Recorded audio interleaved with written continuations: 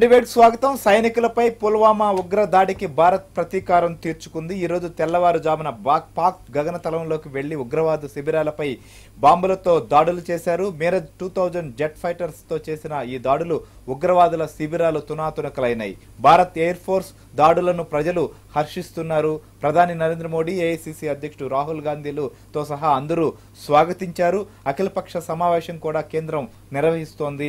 దెబ్బకు దెబ్బ అన్నట్టు భారత్ రియాక్ట్ కావడాన్ని పాక్ వక్రభాష్యం చెబుతోంది. ఎన్నికలు కాబట్టే దాడులు చేశారనే వాదన తెరపైకి తెస్తూ ప్రపంచ దేశాల్లో భారత్ను దోషి చేయాలని చూస్తోంది. పాక్ నేతలు, పాక్ మీడియా భారత్ను తప్పుపడుతున్నారు. మరోవైపు సరైన సమయంలో ధీటుగా స్పందిస్తానంటూ పాక్ ప్రధాని ఇమ్రాన్ ఖాన్ హెచ్చరించగా భారత్ త్రివిధ దళాలను కూడా రెడీ చేసింది.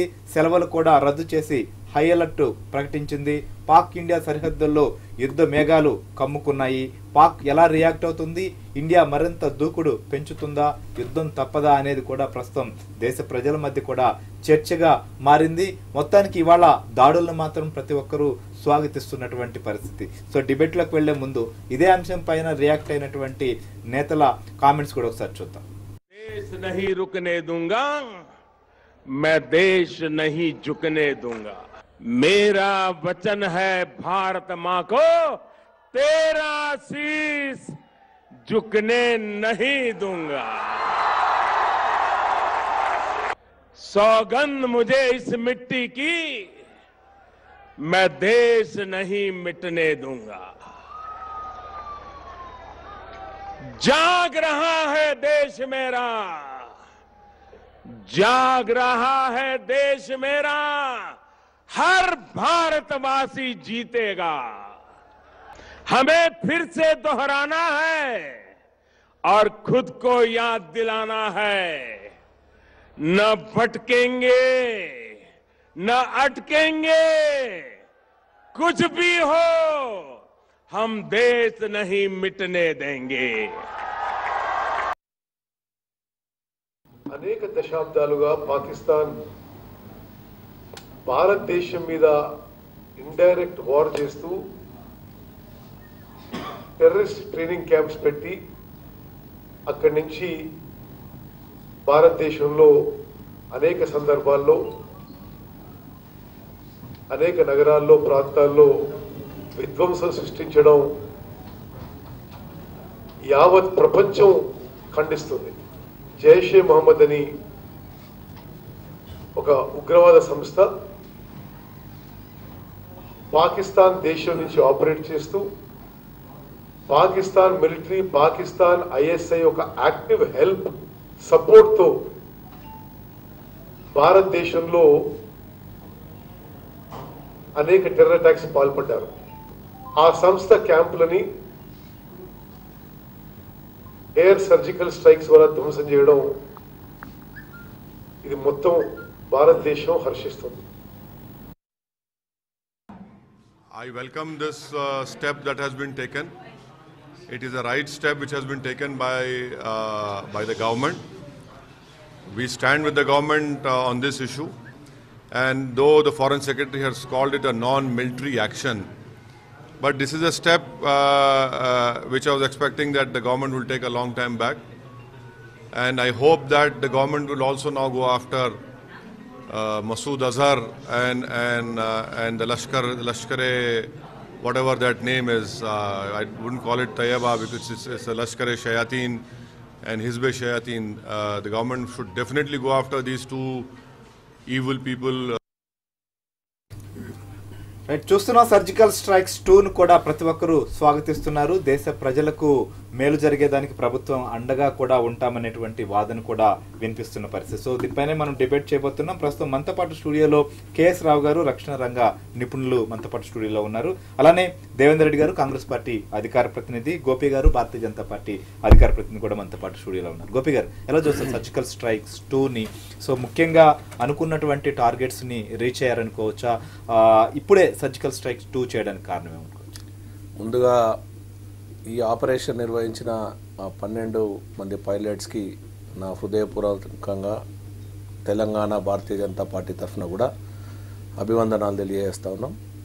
ఎందుకంటే ఇది దేశం యొక్క పరువు అదే 40 మంది చనిపోయిన జవాన్ల యొక్క ఆత్మఘోష ఈ 12 రోజులు అలా కొనసాగుతూనే ఉంది.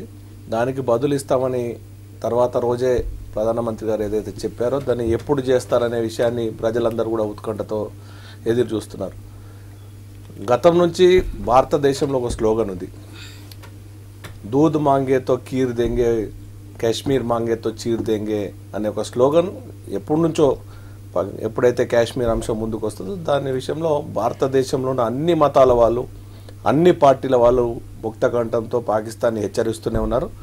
పాకిస్తాన్ నేరుగా యుద్ధం చేయలేక భారత్ పైన, భారత్ యొక్క సామర్థ్యం పాకిస్తాన్ తెలిసింది కాబట్టి నేరుగా యుద్ధం చేయలేక ఎప్పుడు కూడా ఏదో రకమైన దొంగ దెబ్బలు కొట్టాలనే ప్రయత్నం చేస్తూ ఉంటుంది. దానికోసం వివిధ దేశాలతో దోస్తీ చేయడం, ఇప్పుడు మెల్లిమెల్లిగా అన్ని దేశాలకు కూడా పాకిస్తాన్ యొక్క అవలంబిస్తున్న ఒక తీరు, వాళ్ళ యొక్క పద్ధతి అర్థమైన తర్వాత కేవలం చైనా తప్ప ఈరోజు ప్రపంచంలో ఏ దేశం కూడా పాకిస్తాన్ని వెనకేసుకురావట్లేదు. అయితే భారత్ని కవ్వించే ప్రయత్నం ప్రతిసారి ఎల్ఓసి దగ్గర లేకపోతే దేశం లోపల టెర్రరిస్టుల పేరుతో, ఈరోజు ఈ టెర్రరిజం అనేది పాకిస్తాన్ ఎంత బుకాయించినప్పటికీ కూడా ప్రపంచంలో అన్ని దేశాలు కూడా ముక్త కంఠంగా చెప్తా ఉన్నాయి, ఈ టెర్రరిజం యాక్టివిటీ అంతా కూడా పాకిస్తాన్నే పెంచి పోషిస్తుంది, దీని ఫండ్స్ కూడా నేరుగా పాకిస్తాన్ ప్రభుత్వం నుంచే వస్తున్నాయి. కాబట్టి పాకిస్తాన్ కూడా వాళ్ళపైన చర్యలు తీసుకోవాలన్న ప్రతిసారి పాకిస్తాన్ మా దగ్గర లేదు, ఇటువంటి యాక్టివిటీ మా దగ్గర లేదు, మా దగ్గర అటువంటి క్యాంప్స్ లేవు అని బుకాయిస్తూ వస్తూ ఉన్నది. అయితే మొన్న జరిగిన దాడి ఏదైతే ఉందో, ఒక యువకుడు వచ్చి 40 మందిని చంపినప్పుడు మన వాళ్ళు వెంటనే చెప్పారు 40కి 400 మందిని తీసుకొస్తాం, దాంట్లో ఎటువంటి అనుమానం లేదు, మాకు ఆ శక్తి సామర్థ్యం ఉంది అన్నారు. అన్నట్టుగానే ఈరోజు ఉదయాన్నే వెళ్ళారు. ఎక్కడ కూడా పాకిస్తానీ పౌరుల యొక్క ప్రాణ నష్టం లేకుండా, అంటే భారత సామర్థ్యం ఇక్కడ ఎంత క్లియర్గా అర్థమవుతుందంటే, మన జవాన్లు కానీ మన మిలిటరీ యాక్షన్ కానీ గతంలో సర్జికల్ స్ట్రైక్లో కూడా ఎక్కడ కూడా పౌరులను ఒకరిని కూడా చంపడం కానీ క్యాజువాలిటీస్ కానీ మనం చూడలేదు. ఈరోజు కూడా ఇంత పెద్ద ఆపరేషన్లో కనీసం ఒక్క పాకిస్తానీ పౌరుని పైన బాంబ్ బ్లాస్ట్ అయింది అనే న్యూస్ కూడా పాకిస్తాన్ ఈరోజు చెప్పట్లేదు. కేవలం అక్కడ ఉన్న ఉగ్రవాద సంస్థల పైన మన ఇంటెలిజెన్స్ కూడా ఎంత బ్రహ్మాండంగా పనిచేస్తుంది. ఇంతకుముందు గతంలో ఒకరిద్దరు నాయకులు భారతదేశంలో ఉండి ఇంటెలిజెన్స్ ని ప్రశ్నించిన పరిస్థితి మనం చూసినాం. 40 మంది చనిపోయినాక వారం రోజుల తర్వాత కొన్ని పార్టీల నాయకులు మన ఇంటెలిజెన్స్ ఏం చేస్తుంది, మన ఇంటెలిజెన్స్ వైఫల్యం చెందింది అని మాట్లాడిన వాళ్ళందరూ కూడా ఈరోజు చెంపపెట్టు సమాధానంగా నేను చెప్తా ఉన్నాను. ఎందుకంటే 40 మందికి 400 మందిని ఏ రకంగా పాకిస్తాన్ ఈరోజు ఒప్పుకునే పరిస్థితులు లేదు మా దేశం పైన దాడి జరిగిందని. ఇంకొకటి ఈరోజు మన సిస్టమ్ ఈరోజు ఏదైతే టెక్నికాలిటీస్లోకి పోతే మన విమానాలు వెళ్ళి తన లక్ష్యాన్ని ఇస్లామాబాద్కి చాలా నేరుగా ఉండే ప్రదేశాన్ని కూడా ఈరోజు మనం బాంబింగ్ వేసి చూపించామంటే రేపు పొద్దున పాకిస్తాన్కి ఇంకో సూచన ఇచ్చాం, రేపు పొద్దున భారత్ పైన ఎటువంటి యుద్ధం జరిగినా మీ ఇస్లామాబాద్ పైన బాంబు వేయడం కూడా భారత్ కి పెద్ద విషయం కాదు. టెక్నికల్ గా మనం వెళ్దాం వాటి పైన కూడా, మన బలాలు ఏంటి, పాకిస్తాన్ కి మనం హెచ్చరికలు ఏంటి, వాళ్ళు ఎలా రియాక్ట్ అవుతున్నారు కూడా అన్ని పార్టీలు కూడా, మేము అనేది అన్ని పార్టీలు కూడా దీని యుద్ధాన్ని కానీ ఈ రోజు జరిగిన అంశాన్ని కానీ రేపు రాబోయే ఎటువంటి పరిణామాన్ని కూడా రాజకీయం చేయకుండా ఇప్పుడు సమావేశం కూడా ఢిల్లీలో జరుగుతోంది, సుష్మా స్వరాజ్ గారి అధ్యక్షతను కూడా దాని మీద కూడా మాట్లాడదాం. దేవేందర్ రెడ్డి గారు, surgical strikes true Congress party కోణం నుంచి అంటే ఎలా చూస్తున్నారు? అంటే ఇప్పటికే మనం చూసాం, రాహుల్ గాంధీ గారు ట్వీట్ చేశారు, చాలా మంది కూడా స్పందించినటువంటి పరిస్థితి ఉంది. సో నో డౌట్ అండి, దాంట్లో we have to appreciate and salute all Indian pilots, army pilots. So దాంట్లో ఈ సర్జికల్ స్ట్రైక్ అనేది దీని మీద కామెంట్స్ యాక్చువల్గా అంటే దీని మీద పెద్ద డిస్కషన్ జరగాల్సినటువంటి అవసరం కాదు, ఎందుకంటే దేశ భద్రతకు సంబంధించినటువంటి ఎన్నో అంశాలు ఉంటాయి, కొన్నింటిని కూడా మనం బయటికి ప్రస్తావించకూడదు. బట్ ఓకే, అంటే ఈ రోజు జరుగుతున్నటువంటి ఈ పరిస్థితులు పరిణామాలను మనం కనుక ఒకసారి మాట్లాడుకుంటే దీంట్లో నో డౌట్ ఈరోజు మనం ఎంత ఫిట్ ఉన్నాం, మన ఎనర్జీ ఏంటి, మన సామర్థ్యాలు ఏంటి, ఈరోజు మనం ఎంతవరకు పోగలుగుతాం, ఏం చేయగలుగుతాం అన్న దాని మీద ఈరోజు మనం ఒక మిరాజ్ 2000 ఒకటే రుచి చూపించగలిగింది. సో అంటే మన దగ్గర ఇంకా చాలా ఉన్నప్పటికీ కూడా ఈరోజు ఒక దాంతో మన వాళ్ళు యుద్ధం చేయగలిగినారు, జస్ట్ అనుకున్న టార్గెట్ ని రీచ్ కాగలిగారు. సో దాంట్లో వీళ్ళు ఒకటి అంటే మేము చెప్పేది ఏంటంటే we are all welcoming this surgical strike too no doubt. దాంట్లో ఇది దేశానికి ఒక గర్వకారణం. మనం అందరం కూడా మన దేశాన్ని ముక్త కంఠంగా ఈరోజు అందరం ఒక తాటి మీద యూనిటీగా దేశాన్ని కాపాడుకోగలుగుతామన్న నమ్మకాన్ని ఈ రోజు దీని ద్వారా మనం నిరూపించుకోగలిగినాం. Yes we are prove we are enough of energy we have enough of army force everything అనే దాంట్లో. కాకపోతే ఇక్కడ ఒకటి ఏంటంటే మిత్రుడు ఇందాక అంటే ఇక I don't want to be controversy and commented but I need to be answer on it. అంటే ఇంటెలిజెన్స్ వైఫల్యం చెందిందని కొంతమంది నాయకులు అంటున్నారు అన్నప్పుడు వాస్తవంగా మరి ఇంటెలిజెన్స్ వైఫల్యం కాకపోతే లేకపోతే ఇంటెలిజెన్స్ చెబితే మరి ప్రభుత్వ వైఫల్యమా ఇది? ఈ రోజు ఏదైతే 350 కిలోల ఆర్డీఎక్స్ ని 5 టోల్ గేట్లు దాటి స్ట్రేట్ గా తీసుకొచ్చి కావాలనుకున్న చోట బ్లాస్ట్ చేసినప్పుడు ఈ రోజు దేశంలో జరిగిన వ్యవస్థ మనవాడితో మనోన్ని చంపించినటువంటి వ్యవస్థలో మనం ఈ రోజు మరి మన దేశం గురించి మనం లూపోల్స్ మాట్లాడుకోకూడదా? ఈ రోజు మన దేశానికి ఈ రోజు పొగడడం ఒకటే కాదు, ఈ రోజు మనం ఎక్కడ ల్యాకింగ్ ఉన్నామో, ఎక్కడ పూర్ ఉన్నామో, ఎక్కడ ఇంకా మనం నిర్దిష్టమైనటువంటి శక్తిని సంపాదించుకోవాలో, ఇంటెలిజెన్స్ లో ఫ్లాఫ్ ఉన్నామా, లేకపోతే డిపార్ట్మెంట్ పరంగా ఫ్లాఫ్ ఉన్నామా, లేదా ఎక్కడ మనకి ఈ రోజు వైఫల్యం చెందిందన్న దాని మీద కూడా మాట్లాడుకోవాల్సిన అవసరం ఉంది. ఈ రోజు జరగంగానే కాలర్లు ఎగిరేసుకొని తిరగడం కాదు, రేపు వచ్చే అంశాన్ని కూడా ఎట్లా పసిగట్టగలుగుతాం? ఈ రోజు ఒక్కడొచ్చి 40 మందిని చంపిపోతేనే మనం ఈ రోజు లేదు. ఈ రోజు ఇందాక మనం చూసాం, మీరే చెప్పారు మన ఇమ్రాన్ ఖాన్ గారు మేము అదును చూసి కొడతాం అన్నట్టు. ఈ రోజు అదును చూసి కొట్టేటటువంటి అవకాశాన్ని మనం మళ్ళీ ఇయ్యాలనా? ఈ రోజు ఎట్లా మన దేశాన్ని కాపాడుకోగలగాలన్న దాని మీద కూడా మనం చర్చ జరపాలి. దాంట్లో ఇంకోటి ఏంటంటే నో డౌట్ అయితే సరే జరిగింది, ఇంకా కూడా బాగా జరిగి ఈ జైషే హెడ్ క్వార్టర్స్ ఏదైతే బావల్పూర్ లో ఉందో ఈ జైషే హెడ్ క్వార్టర్స్ మీద కనుక నిజంగా అది జరిగితే ఇంకా హ్యాపీగా ఫీల్ అయ్యే వాళ్ళం. బట్ నెక్స్ట్ టైం అయినా కనీసం ఈ వీళ్ళని ఎక్కడ ప్రయత్నం జరిగితే కాంగ్రెస్ పార్టీ ఇంకా కళ్ళు జరగదు. నిజంగా జరిగితే కాదు, జరిగిందని ప్రపంచం అంతా కోడే కూస్తుంది.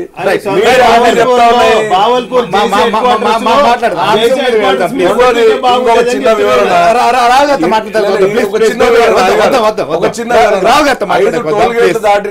350 కేజీల ఆర్డీఎక్స్ అని దేవేందర్ గారు మాట్లాడుతున్నారు. ఆ పరిస్థితి కారణం ఎవరు? ఎలా చూస్తాం? నేను ఏదైతే తెల్లవారుజామున జరిగినటువంటి సర్జికల్ స్ట్రైక్ సంబంధించి కూడా చాలా మందికి అంటే టెక్నికల్ గా ఎలాంటి పరిస్థితి ఉంది, లేదంటే ఏ విధంగా వెళ్లారు, ఎలా చేశారు, పాక్ గగనతలంలోకి వెళ్లి సక్సెస్ఫుల్ గా ఎలా వెనక్కి రాగలిగారు, ఈ విజయం వెనక జరిగినటువంటి పరిస్థితి ఏంటి? మొట్టమొదటిది ఈ మొత్తం యాక్టివిటీకి ఇందులో పాల్గొన్న, డైరెక్ట్గా పాల్గొన్న, ఇండైరెక్ట్గా పాల్గొన్న సైనికులకి, వైమానిక దళ సైనికులకి నా ఆర్థిక శుభాకాంక్షలు. ఇది అత్యద్భుతమైన విజయం. 71 వార్ తర్వాత ఇంతటి ప్రెసిషన్గా ఎయిర్ ఫోర్సు కప్పి చీకటిలో లోపలికి వెళ్ళి ఆల్మోస్ట్ 81 కిలోమీటర్స్ లోపలికి వెళ్ళాం. బాలకోట్ ఈజ్ 81 కిలోమీటర్ లోపల వెళ్ళి వాళ్ళని ధ్వంసం చేసి మళ్ళీ మనకేమి నష్టం జరగకుండా తిరిగి వచ్చి సివిలియన్స్గా ఏమీ నష్టం జరగకుండా చేసి అన్నిటికన్నా ముఖ్యం పాకిస్తాన్ ఎయిర్ క్రాఫ్ట్లు తిరిగి రియాక్ట్ అయ్యే లోపల సేఫ్గా రావడం అనేది చాలా అత్యద్భుతమైన విజయం. ఇది వర్ణాతీతం. ఇకపోతే మీరు ఇంత సక్సెస్ఫుల్ మిషన్కి ఇది మొట్టమొదటి చాలా క్లిష్టమైన మిషన్. దీనికి ఎన్ని అరేంజ్మెంట్ జరిగినాయో మీకు ఒక 3-4 మినిట్స్ చాలా ఆసక్తికరమైన అంశం, ప్రజలకు కూడా తెలియని విషయం ఇది. మొట్టమొదటి ఈ విమానం గురించి చెప్తాను. మిరాజ్ 2000 మిరాజ్ 2000 అనేది మనకి 30 ఏళ్ళ నుంచి మనకు ఉన్నది, కానీ ఈ మధ్యనే వాటిని అప్గ్రేడ్ చేయడం జరిగింది. ఇప్పుడు వెళ్ళిన విమానాలు అప్గ్రేడెడ్ విమానాలు. ఇది కూడా డసాల్ట్ జోబీ రాఫెల్ తయారు చేసే విమాన సంస్థే ఈ విమానాలు తయారు చేసింది. ఇప్పుడు మనలో దేశంలోనే వీటిని అప్గ్రేడ్ చేశారు. ఇది గంటకి 2500 కిలోమీటర్ల స్పీడ్గా వెళ్ళగలదు. గంటకి 2500 కిలోమీటర్ల స్పీడు. నిమిషానికి 60 ఫీట్లు పైకి గాలిలోకి ఎగరగలదు. ఇది ఎట్ ఏ రేంజ్ 1850 కిలోమీటర్స్ ఒకసారి ఇక్కడ లోడ్ అయ్యి వెళ్ళిపోతే 1850 కిలోమీటర్లు మొత్తం తిరిగి రాగలదు. అంతపడదాకా దానికి అక్కర్లేదు. దీని మీద బాంబులు, లేజర్ గైడ్ బాంబులు ఉంటాయి.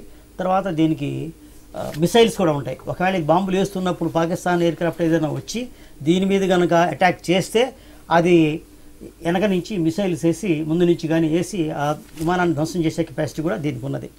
ఇవాళ జరిగిన దాంట్లో ప్రయత్నంలో గత 7 రోజులుగా ప్రిపరేషన్ అవుతున్నది. ప్రధానమంత్రి గారు విన్నది ఏంటంటే పూర్తిగా స్వేచ్ఛ ఇచ్చారు. తర్వాత ఇందులో ఆర్మీ ఎయిర్ ఫోర్స్ రెండు బాగా డీప్గా ఇన్వాల్వ్ అయింది. అందువల్ల ఇద్దరూ కలిసి ప్లాన్ చేసుకొని కంబైన్డ్గా వెళ్ళి మన రక్షా మంత్రి దగ్గరికి వెళ్ళారు. ఆమె మొట్టమొదటిసారిగా మహిళా రక్షా మంత్రి ఈ ప్లాన్స్ చూసి వీళ్ళకి ఫుల్ ఓకే ఇచ్చారు. ఓకే ఇచ్చిన తర్వాత 5-6 రోజుల పాటు కోఆర్డినేషను, ప్రాక్టీసు, రిహార్సల్ అన్నీ జరిగినాయి. జరిగిన తర్వాత ఇందులో ముఖ్యమైన విషయం ఏంటంటే ఓన్లీ ఎయిర్ ఫోర్స్ మాత్రమే దాడి చేసిందని తెలుస్తుంది. దీంట్లో ఆర్మీ కూడా ఇన్వాల్వ్ దాడి చేసింది అయింది. ఎట్లా దాడి చేసింది కేవలం ఎయిర్ ఫోర్స్, కానీ ఇందులో ఆర్మీ ఇన్వాల్వ్మెంట్ చాలా ఉన్నది. ప్రస్తుతానికి అది కాన్ఫిడెన్షియల్ కాబట్టి మీకు అందరూ చెప్తే ఆర్మీ ఇన్వాల్వ్మెంట్ కూడా చాలా చాలా ఉన్నది. కానీ డైరెక్ట్గా అటాక్ చేసింది ఎయిర్ ఫోర్స్. ఇందులో జరిగింది ఏమిటంటే ఇందులో మెయిన్ థింగ్ విమానాలు పోయినాయి. విమానాలతో పాటు అవి 2-3 చోట్ల నుంచి విమానాలు అక్కడికి వెళ్ళి దీని తర్వాత దీని మీద 1000 కిలోల బాంబులు మీరు చెప్పినట్టు లేజర్ గైడెడ్ బాంబ్స్ అంటారు. ఈ లేజర్ గైడ్ బాంబ్స్ అంటే ఏమిటంటే ఇవి ఒక్కసారి మనం గైడెన్స్ ఇస్తే కింద నుంచి మనం గైడెన్స్ ఇస్తే వాటికి అవి లాక్ అవుతాయి టార్గెట్ మీద. ఒకసారి లాక్ అయిన తర్వాత ఇక అవి టార్గెట్ ఎక్కడ మూవ్ అవుతున్నా కూడా ఎంబడిబడి వాటిని ఛేదించి బాంబులు వేస్తాయి వాటి మీద. ప్రెసిషన్ గైడెడ్ అనమాట. ఇది లేజర్ గైడ్. అంటే మిరజ్ లో నుంచే వీటిని గైడ్ చేస్తారా లేకపోతే మనకు భూభాగంలో నుంచి వీటిని లేజర్ దాని మీద వెపన్ సిస్టమ్ చెప్తాను. ఇదే బాంబులు 1000 కిలోల బాంబులు. దీని కాకుండా ఇందాక మీకు చెప్పినట్టు దీంట్లో మంత్రా మిసైల్స్ అని ఉంటాయి, మంత్రా మ్యాజిక్ మిసైల్స్ అని. ఈ మిసైల్స్ కేవలం దేనికంటే వేరే పాకిస్తానీ విమానం కనుక వీటి మీద కనుక ఆక్రమణ చేస్తే ఆ విమానాలను ధ్వంసం చేయడం కోసం ఈ మిసైల్స్ వాడతారు. బాంబులేమో కింద వేసేవి, మిసైల్స్ ఏమో విమానాలను పడగొట్టేవి. వీటికి కంట్రోల్ చేయడానికి, గైడ్ చేయడానికి వీళ్ళ దగ్గర లైట్నింగ్ పాడ్ అని ఒకటి ఉంటుంది. ఇది laser guided and laser designated. అంటే ఏమవుతుందంటే దీని ద్వారా ఇది ఒక టార్గెట్ని డిజిగ్నేట్ చేస్తుంది. ఇక్కడ టార్గెట్ ఉన్నది, ఇది వాళ్ళ మిలిటరీ క్యాంప్ అని. ఇది చేసిన తర్వాత ఇది స్ట్రైక్ చేసే ఎయిర్ క్రాఫ్ట్కి చెప్తుంది. స్ట్రైక్ చేసినప్పుడు ఆ ఎయిర్ క్రాఫ్ట్ వీళ్ళు చెప్పిన దాన్ని లాక్ అవుతుంది. ఈ లాక్ చేయడానికి ఆ టార్గెట్ ఎక్కడ ఉందని చెప్పడానికి, తర్వాత దాని మీద అది ఎయిర్ క్రాఫ్ట్ లాక్ చేయడానికి ఈ లైట్నింగ్ పాడ్ అనేటువంటి ఎక్విప్మెంట్ ఉపయోగపడుతుంది. దీనివల్ల క్లియర్గా తెలుస్తుంది వాళ్ళకి ఇది టార్గెట్ అని. ఆ తర్వాత లాక్ అయిన తర్వాత ఇంకా వీళ్ళు దీంతో పని లేదు. ఒకసారి లాక్ అయిన తర్వాత ఆ విమానంలోంచి ఆ టార్గెట్ ఎక్కడ మూవ్ అయినా కూడాను, విమానం ఎటుపోయినా కూడాను అదే టార్గెట్ కనపడుతూ ఉంటుంది. అది ఒక నెక్స్ట్ సిస్టము. దాని తర్వాత వీళ్ళకి ఒకవేళ మనం స్ట్రైక్ అయి చేసిన తర్వాత చేస్తున్నప్పుడు కానీ వాళ్ళ పాకిస్తానీ విమానాలు గాలిలోకి వచ్చి మన మీద దుస్సాహసం చేస్తే దానికి మనం తిరిగి కొట్టడానికి మన దగ్గర అవాక్స్ సిస్టమ్స్ అని ఉంటాయి. Air Born early warning and control systems అని. ఈ సిస్టమ్స్ తెలియని ప్రదేశం నుంచి గాలిలోకి వెళ్ళినాయి. వాళ్ళ స్ట్రైక్ చేసిన మరుక్షణంలోనే వెళ్ళిపోయి మొత్తం ఇండియా బార్డర్ మొత్తం, కేవలం కాశ్మీరే కాదు, పంజాబ్, రాజస్థాన్ బార్డర్ మొత్తం కూడాను అవి మానిటర్ చేస్తున్నాయి. ఎందుకంటే పాకిస్తాన్ విమానాలు ఏ బేస్ నుంచి అయినా సరే గాలిలోకి లేస్తే వెంటనే ఇది ఒక్కసారి 350 విమానాలు గుర్తుపట్టగలదు. గుర్తుపట్టి అది ఎక్కడి నుంచి వస్తున్నాయి, ఎలా వస్తున్నాయి అని మన గ్రౌండ్లో ఉన్నటువంటి విమానాలకు చెప్పగలదు. సో అది కూడా యాక్టివేట్ అయింది. దీని తర్వాత ఒక్కొక్కసారి మధ్యలో విమానం నడుస్తున్నప్పుడే మనకు రీఫీలింగ్ కెపాసిటీ అవసరం. దానికోసం కూడా వేరే స్టేషన్ నుంచి రీఫీలింగ్ కోసం కూడా కొన్ని విమానాలు గాలిలోకి వెళ్ళిపోయినాయి. గాలిలో నుంచి గాలి విమానాలకి రీఫీలింగ్ జరుగుతుంటుంది. దీని తర్వాత లాస్ట్ది అన్నిటికన్నా ముఖ్యమైనది హెరోన్ డ్రోమ్ అంటారు. ఇది చాలా టాప్ సీక్రెట్ లొకేషన్ నుంచి వాళ్ళ ఎర్లీ మార్నింగ్ ఎగ్జాక్ట్ లొకేషన్ అని మానిటర్ చేయడం మొదలుపెట్టింది. ఎందుకంటే ఒకసారి ఆ డ్రోన్ అనేది ఎక్కడ ఉందనేది పాకిస్తాన్ వాళ్ళకి తెలియదు, ఇది పబ్లిక్ ఇన్ఫర్మేషన్ కాదు. ఈ డ్రోన్ ద్వారా ఎక్కడైతే మనం స్ట్రైక్ చేసామో ఆ లొకేషన్ మానిటర్ చేసి కంటిన్యూస్గా ఫీడ్ చేస్తున్నాం మనం పైకి. అందువల్ల ఈ డ్రోన్ అనేది చాలా ఉపయోగపడ్డది. ఇది జరిగిన సిస్టము. అంటే మొత్తం కూడా 21 నిమిషాల వ్యవధిలో 3 ప్లేసుల్ని ఇంత తొందరగా కంప్లీట్ చేయడం మిషన్ అనేది ఎలా సాధ్యం? 3 ప్రదేశాలే కాదు, ఇవి చాలా ప్రదేశాల నుంచి విమానాలు వచ్చినాయి, చాలా ప్రదేశాల నుంచి ఎర్లీ వార్నింగ్ సిస్టమ్స్ వచ్చినాయి, చాలా ప్రదేశాల నుంచి రీఫిలింగ్ కెపాసిటీ వచ్చినాయి, వేరే ప్రదేశాల నుంచి డ్రోన్స్ వచ్చినాయి. ఇవి రావడమే కాకుండా యాక్చువల్లీ ఎగ్జిక్యూషన్ అనేది ముఖ్యమైనది. ఎగ్జిక్యూషన్ చేసినప్పుడు ఏం జరిగిందంటే ముఖ్యమైన విషయం అందరూ అర్థం చేసుకోవాల్సింది, ఈ మన అబ్జర్వేషన్ పోస్ట్ అంటారు. ఈ అబ్జర్వేషన్ పోస్టులు చెప్పేవాటికి అవి పాకిస్తాన్లో మన విమానాలు పోగానే 24/7 వాళ్ళకి రాడార్ సిస్టమ్ ఉంటుంది. ఈ రాడార్ ద్వారా వాళ్ళు ఎక్కడ ఏ ఎయిర్ క్రాఫ్ట్ వాళ్ళ దేశంలో చొరబడినా కూడాను వెంటనే వాళ్ళకి వార్నింగ్ ఇస్తుంది. ఇచ్చి రెడీగా ఉంటాయి ఎయిర్ క్రాఫ్ట్లు, కొన్ని ఎయిర్ క్రాఫ్ట్లు వాళ్ళకి వార్నింగ్ ఇచ్చి పైకి లేచి మనకి అటాక్ చేయడానికి రెడీగా ఉంటాయి. అయితే ఆ రాడార్లు కొంత ఎత్తు తర్వాతే పనిచేస్తాయి కానీ కింద ఎత్తులో పనిచేయవు. సో ఇవాళ మనం చేసిన మన అబ్జర్వేషన్ పోస్టులు అన్నీ కూడాను దాన్ని డక్ చేసినాయి. రడార్కి ఎంత హైట్ నుంచి పనిచేస్తుంది, ఉదాహరణకి 3-7 అడుగుల నుంచి మన రడార్ పనిచేస్తుంటే ఆ కిందకుండా మనం అబ్జర్వేషన్ పోస్ట్ వెళ్ళి చాలా సేఫ్గా వాళ్ళు కనపడకుండా ఆ రాడార్ సిస్టమ్కి అందకుండా మనం చేయగలగడం చాలా గొప్పతనం. ఇవి చాలా హైట్లో వెళ్ళి టార్గెట్ పికప్ చేసుకుని వస్తూ ఆ వెహికల్ బాంబులు వేసేసి ఏం దెబ్బ తగలకుండా వెళ్ళిపోయింది. నాట్ ఓన్లీ 20 minutes మీరు చెప్పినట్టు మొట్టమొదటిదేమో మొట్టమొదటి వెళ్ళింది బాల్కోట్ వెళ్ళారు. బాల్కోట్లో జరిగింది 345 నుంచి 353 దాకా 8 minutes ఉన్నారు అక్కడ. తర్వాత ఇది 81 kilometers లోపల ఉన్నది. మీరు అర్థం చేసుకోండి, ఊరి నుంచి ఇది 81 kilometers లోపల ఉంది పాకిస్తాన్ భూభాగంలో. ఆ తర్వాత ఇది జరుగుతుండగానే వేరే విమానాలు ముజఫర్పూర్ వచ్చినాయి. ముజఫర్పూర్లో అది 355కి 348కి మొదలైనవి 3 నిమిషాల తర్వాత, అది 355 దాకా ఉన్నాయి 7 నిమిషాలు. మూడోది 358కి మొదలై 4 దాకా ఉన్నాయి 6 నిమిషాలు. మొత్తం 21 minutes జరిగినాయి. కానీ మనం వెళ్ళటం ఇవన్నీ చేయటం తిరిగి రావటం ఆల్మోస్ట్ మోర్ దాన్ 30 minutes జరిగి ఉండదు. ఈ 30 నిమిషాల్లో పాకిస్తాన్ విమానాలు బయటికి రావటం కానీ మన వాటిని జరగలేదు. దీనిపైన అన్ని రంగాల నుంచి కూడా ఇవాళ సర్జికల్ స్ట్రైక్ అయిన స్పందిస్తున్నారు, అందరూ కూడా స్వాగతిస్తున్నారు. సో ఇదే అంశం పైన మనతో పాటు రియాక్ట్ అయ్యేదానికి ప్రముఖ సినీ దర్శక నిర్మాత రాజ్ కందుకూర్ గారు కూడా ఫోన్ లైన్ లో ఉన్నారు. నమస్కారం సార్. సార్, ఇవాళ జరిగినటువంటి సర్జికల్ స్ట్రైక్ ని ఎలా చూస్తున్నారు? సినీ రంగం నుంచి కూడా చాలా మంది ఇప్పటికే రియాక్ట్ అవుతున్నారు దీనిపైన. సో మీరు ఎలా రియాక్ట్ అవుతారు? ఇది డెఫినెట్ గా ఒక ప్రౌడ్ మూమెంట్. ఇండియాకి ఒక ఛాలెంజ్ లేదు. మనకి ఎవరైనా మన ఉనికి ప్రశ్నించినప్పుడు, మనకి ఛాలెంజ్ చేసినప్పుడు, అది దేశానికి ప్రజలందరికీ మనం అనిపించినప్పుడు ఖచ్చితంగా తీసుకోవాలి. Right, phone line technical problem ఉన్నట్టుంది, చేద్దాం. సో అయితే ఒకటి ఇక్కడ కేఎస్ రావు గారు, పాకిస్తాన్ సంబంధించి అయితే ఏదైతే దాడిని మనం మార్నింగే చూసాం, గతంలో సర్జికల్ స్ట్రైక్ 1 జరిగినప్పుడు అసలు అలాంటిది ఏమీ లేదనేటువంటి వాదనను వినిపించే ప్రయత్నం చేసింది పాకిస్తాన్ ఫస్ట్. అయితే ఇవాళ ఏదైతే విమానాలు వచ్చాయనే దాన్ని ఒప్పుకుంటేనే అసలు ఎలాంటి నష్టం కూడా జరగలేదు, తిప్పికొట్టామనేటువంటి ఒక వాదనను కూడా తెరపైకి తీసుకొచ్చారు. సో దాన్ని ఎలా అర్థం చేసుకోవాలి? ఎందుకు అలా పాకిస్తాన్ అసలు ఏమీ జరగలేదు, ఎలాంటి నష్టం కూడా సంభవించలేదు అనేటువంటిది చెప్తున్నమాట? అది కరెక్ట్. మన యాక్చువల్లీ బీజేపీ మిత్రులు ముందు ఇదే విషయం ప్రస్తావించారు. దీన్ని ఇంగ్లీష్లో క్యాచ్ 22 సిచ్యువేషన్ అంటారు. ఇప్పుడు వాళ్ళు మా దేశంలో 300 మంది ఆతంకవాదులకి మేము ట్రైనింగ్ ఇస్తున్నాము, వాళ్ళ మీద బాంబు పడ్డది, వాళ్ళు చనిపోయారనే విషయాన్ని వాళ్ళు ఒప్పుకోలేరు.